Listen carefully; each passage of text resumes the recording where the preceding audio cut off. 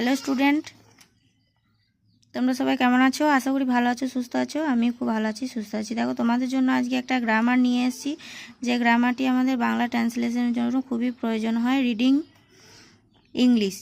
ইংলিশটা আমরা কিভাবে পড়বো সেটাই আমি আজকে তোমাদেরকে দেখাবো।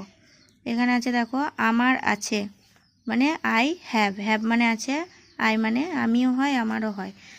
আমার আছে, আই হ্যাভ মানে আমার আছে। আমাদের আছে, উই হ্যাভ মানে আমাদের আছে।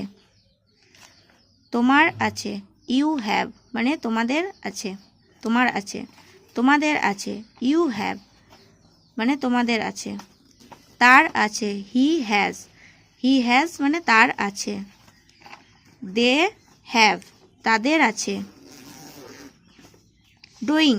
ডুইং মানে করছি বা করিতেছি। যাচ্ছি বা যাইতেছি, সেখানে আমরা কি বলবো? গোয়িং। পড়ছি বা পড়িতেছি, সেখানে আমরা বলবো কি? রিডিং। আমি পড়ছি, আই অ্যাম রিডিং, এটা একটা ট্রান্সলেট। আমরা পড়ছি, উই আর রিডিং। সে পড়ছে, হি ইজ রিডিং। তুমি বা তোমরা পড়ছো, ইউ আর রিডিং। তারা বা তাহারা পড়ছে, দে আর রিডিং।